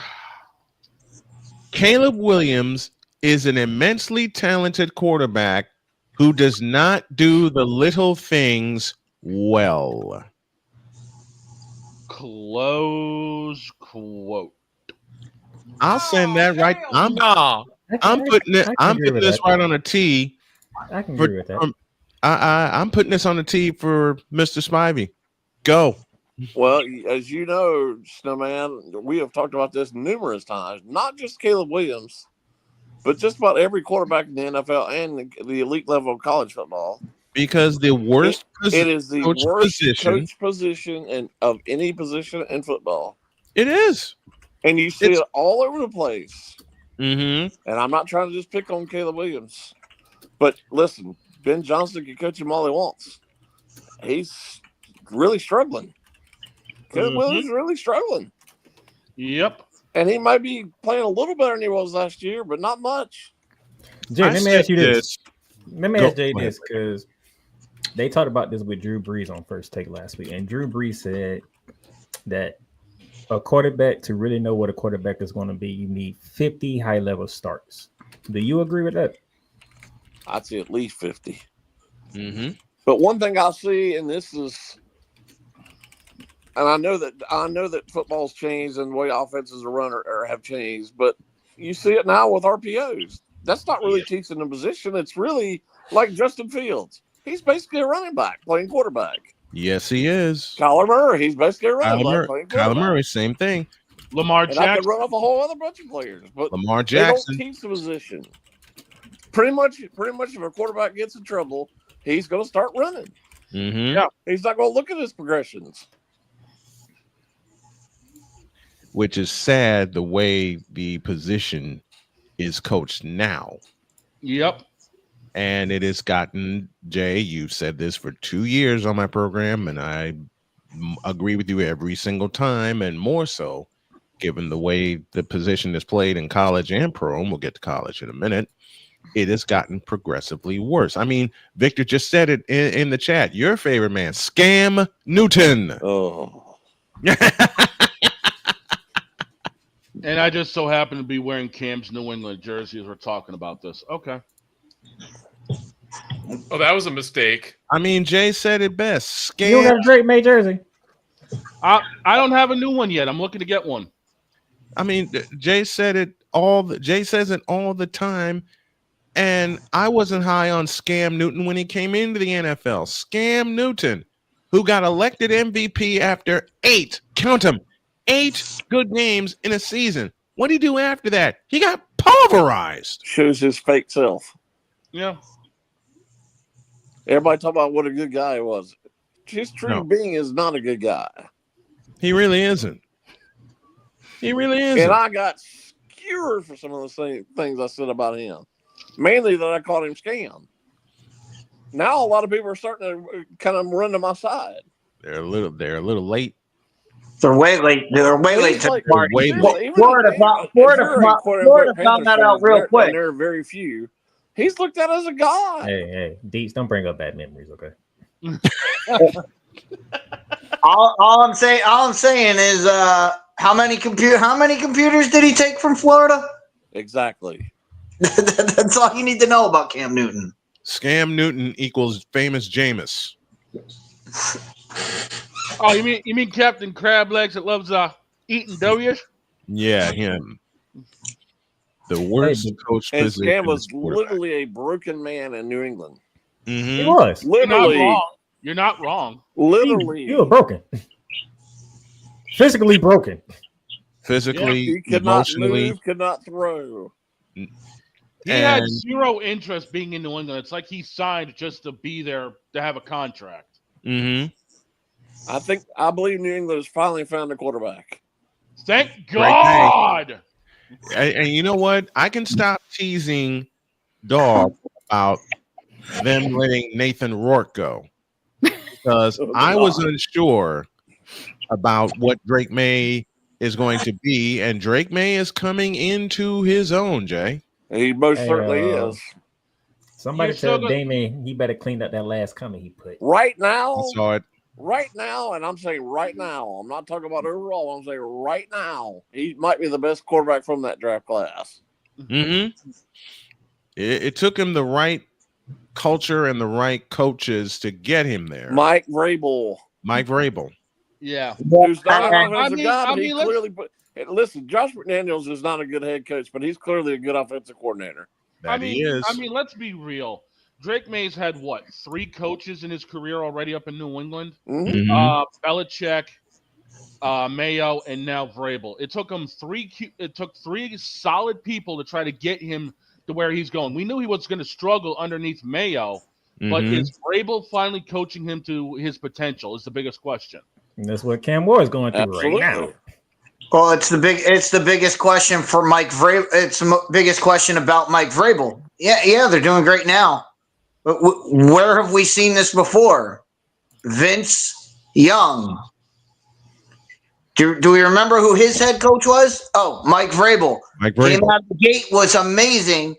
People learned, hey, this is what Mike Vrabel does. And it all fell apart real quick. That was not Mike Vrabel.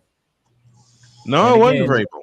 He bringing up bad memory because it was Jeff Fisher. It was Jeff Fisher. It was indeed Jeff Fisher. It wasn't Vrabel. It was Fisher, and Fisher had run. Listen, Fisher already had run his course. Mike Vrabel is a really good head coach. But the point about Mike Vrabel is Mike Vrabel started out in Tennessee. They went to the playoffs his first 3 years. And then what have they done since he got fired? Absolutely nothing. Absolutely nothing. I agree, but again, Mike Vrabel does really well early. Let's see how this progresses. That happens with a lot of coaches, but they have nothing right now, and I mean nothing in Nashville right now. And it's going to get worse. To borrow from Mike Vrabel's done a tremendous job with the Patriots because it was a dumpster fire. It was, and to borrow from Dietz, as far as things go with the Tennessee Titans, they started from the bottom and they have gotten worse. They're terrible. But by the way, Bossman letting Nathan Rourke. That's a lie. Well, you're still going to bring it up. You're still going to bring it up, and I'm still going to have to deal with the one keg standing in New England over a French's mustard bottle. And it's making you laugh, which is why I keep doing it anyway. Deeds, you had a question for me and Jay for college. Yes, you did. Yes, he did. Go on, Deeds. Yes. So I know you guys follow college basketball a lot more than I do. Mm-hmm. But my fear, Snowman knows this, my fear when they started this whole playoff debacle And is that college football will become college basketball. And what I mean by that is, you guys can correct me if I'm wrong, but every time I look at college basketball, every time I see somebody talk about college basketball, they talk about North Carolina, Duke, Kentucky, Kansas, and Michigan State, and they don't talk about anybody else. They don't talk about Florida winning the national championship last year. They don't talk about UConn winning back-to-back championships. Nope. They talk about Duke, North Carolina, Kansas, Kentucky, and Michigan State. And I see that happening in college football, where it's going to be we're going to talk about a handful of schools, and that's it. And in that handful of schools, am I wrong? Am I wrong about that with college basketball, or is that? Listen, you can talk about college football being in bad shape all you want, and it is kind of going that way. But college basketball is an absolute. I'll use it again, a dumpster fire right now. Yep, it is. And they don't talk. They don't talk about the defending. Starts a week from today on November 3rd. Is absurd. Yep, because you don't. Normally, sometime back, college basketball didn't start until Thanksgiving week. Till Thanksgiving, and that was all the in-season tournament. Always the tournament. Yeah. And I mean, now you're playing the same amount of games in almost 3. You got 3 or 4 more weeks in the regular season for the same amount of games. And I mean, Dietz has a point, because look at the teams that all the big shows are talking about. Ohio State. Yeah, he's right about that. I agree. I mean, what, Texas is constantly. Why do you think the Big Ten and the SEC are doing what they're doing? Exactly. They're just gobbling up teams left and right. Before you know it, there's only going to be 2. There's actually going to only be 2 conferences before we know it. Right. And a matter of fact, there may only be 2 They're probably just going to break away and have their own league. Is what they're going to do. And it's trending that way within the next. I think there's just too much money to be made otherwise. Yep. Within the next 5 years, it's going to happen. And the other conferences are dead, or the teams that don't go to those conferences are dead. Mm-hmm. Outside of Notre Dame, anyway. Well, they can do whatever they want. They need to get in a conference. Why won't Arrogance U needs to get in a conference? We talk about this all. We talk about this all the time. There's one reason they won't get in. You know I'm right. There's one reason they won't get in, because they get paid more than any school to have their own. Too much money for them not to leave. Their stupid independence. And if they enter a conference, all the money that they bring in gets split up 16, 17 ways. Right now, it gets split down. One gets that bag. The ACC is literally bowed down to them by letting them play 5 games within the conference. I would say you either play all of the games or no games. Get out. Mm-hmm. I can see that. You either play start next year. The ACC is playing 9 conference games. You either play 9 conference games or get out. We're not playing 5 times. And that happened in 2000, and that happened because of COVID. Yeah, that's exactly right. In a pseudo way, it happened well before COVID. Because remember, Notre Dame for the longest time was playing teams in the Big East. That's true. Before that blew up sideways. But the thing is, Notre Dame had their own television deal, and that lucrative deal came into focus in 1990. I'd tell NBC, if I were NBC, I'd say kick rocks, get out. NBC ain't gonna do that. Mm-mm. How about this? How about this stat, Jay? I saw this weekend. Do you know who Virginia's only loss of the season is to? Oh, I can't remember. Who is it? I'll tell you who it is to, and I'll tell you, and you're gonna laugh at this because it makes no sense. If I remember correctly. North Carolina State.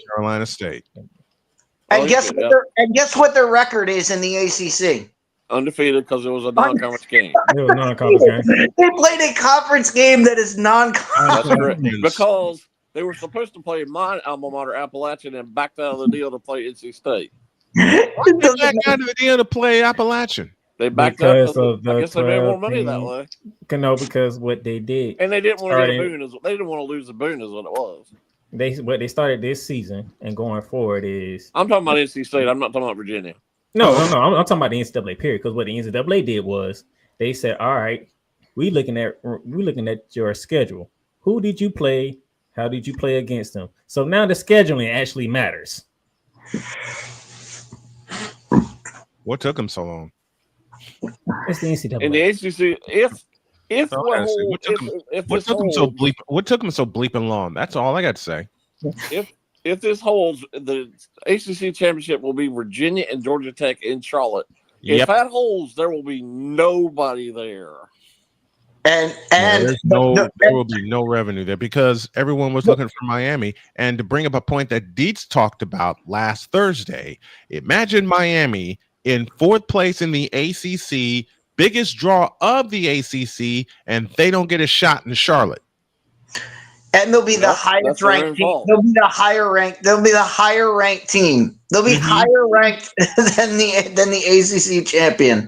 And guess what? You don't lose to Louisville at home. Exactly. You don't lose to Louisville, and you don't get it. You don't lose to Louisville, and you don't get a shot at Georgia Tech. Nope. You don't lose to Louisville at home when you turn the ball over 5 times.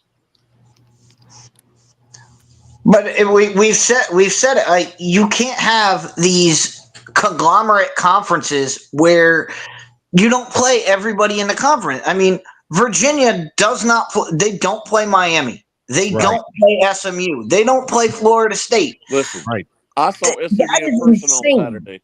SMU is no danger to anybody.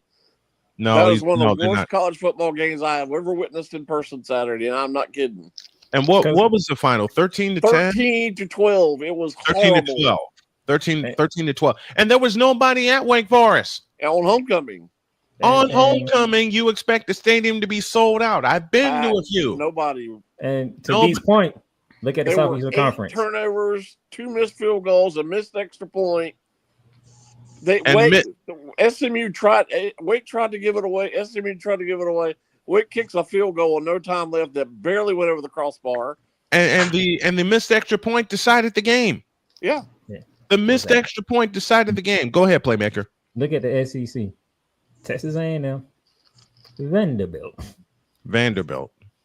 Leading the way. People are hoping for Georgia, Alabama, and Texas to get back into the mix. Well, Alabama would be in above Vanderbilt. Vanderbilt's only there because they've played an extra game in the conference, but Alabama would make it above them because they beat them. Alabama beat them. They don't want Alabama to lose another game. But the thing about that makes the SEC just an absolute mess is Alabama beat Vanderbilt. Vanderbilt beat Vanderbilt beat people. Then you've got Ole Miss lost to LSU. You've got Georgia beat Ole Miss. Everybody's losing to each other, but they're only losing one game. It's going to be a disaster to try to figure this thing out. Speaking of figuring things out, the AP Top 25 did drop yesterday, and it shook up again. Oh, I knew that. Well, LSU got smacked by A&M. Which it shook up at the bottom. It shook up at the bottom. The top 12 is still pretty much intact. There are 9 SEC teams in there. 9. 9. Mm-hmm. 9 SEC teams, folks. Yeah, you mentioned something, and I saw this a couple weeks ago when Georgia Tech was playing Duke. Yeah. Why are the Cameron Crazies able to do what they do in Cameron Indoor Stadium, but then you get to the football games and there's no crowd, like there's no crowd noise at all. They don't do anything.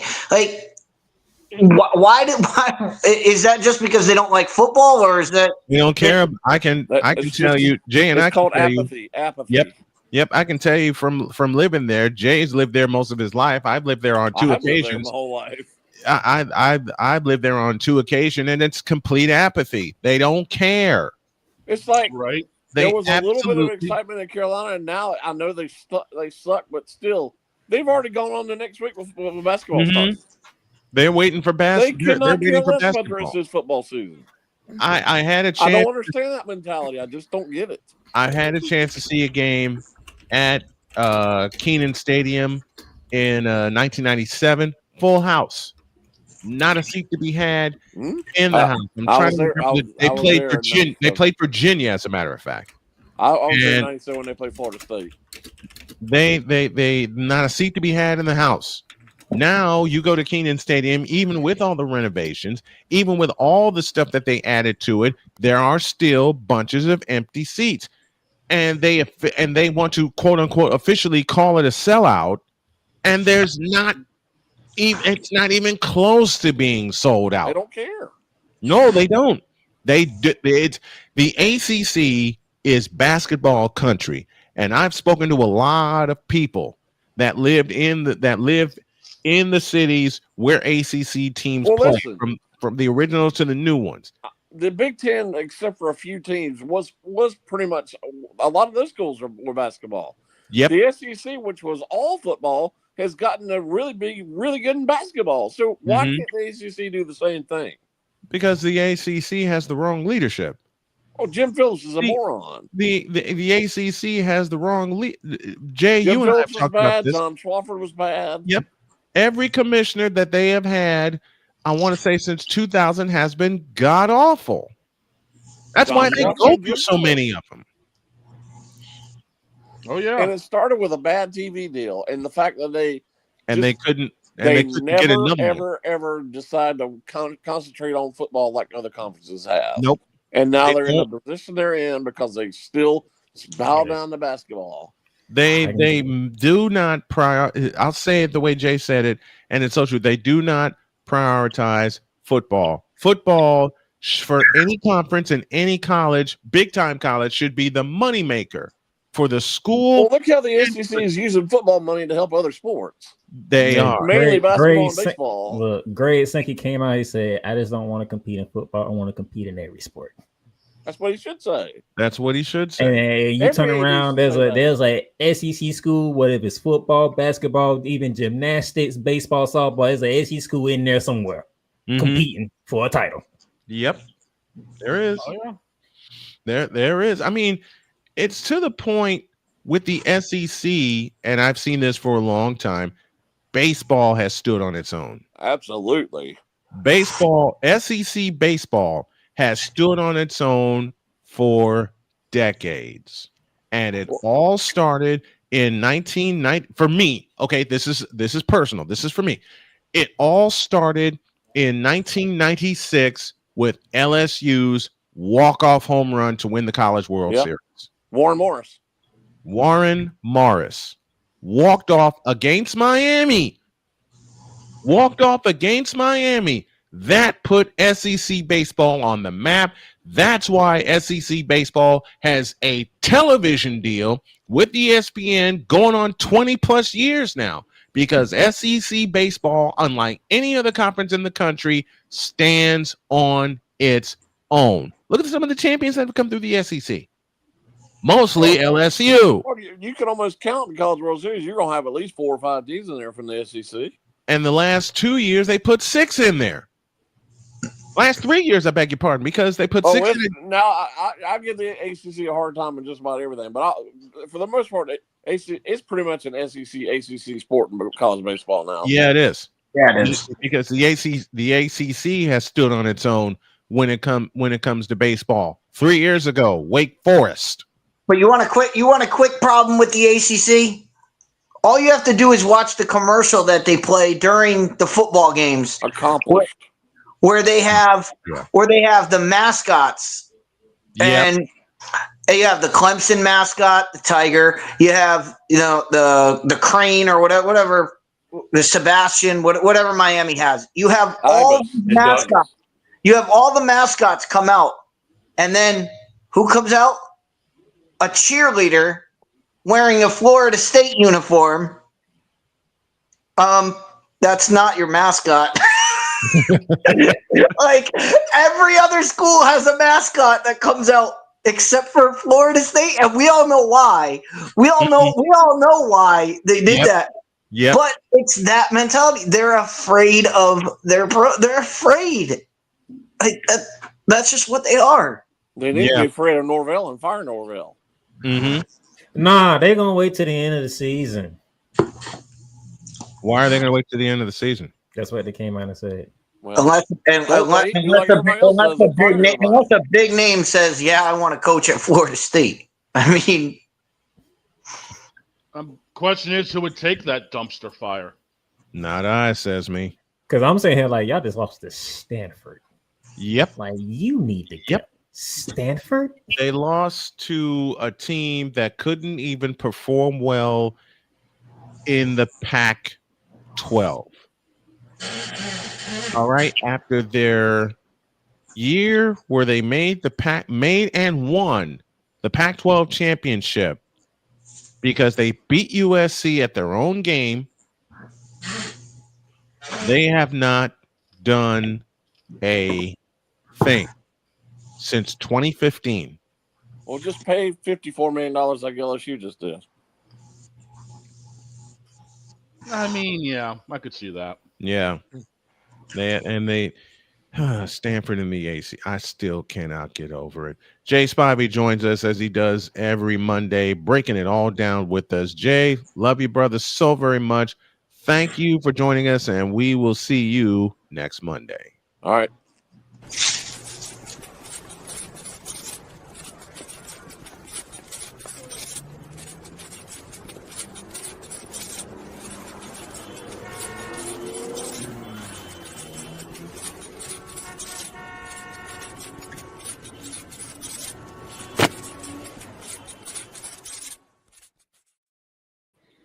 Tomorrow we're going to go early because I have a game at noon. Tell you more about it when I say have a great day. God bless. Remember to make your next move your best move. And always remember, if your dreams don't scare you, they are simply not big enough. Dream big, do bigger. We are, and we hope y'all are too. So long, everybody.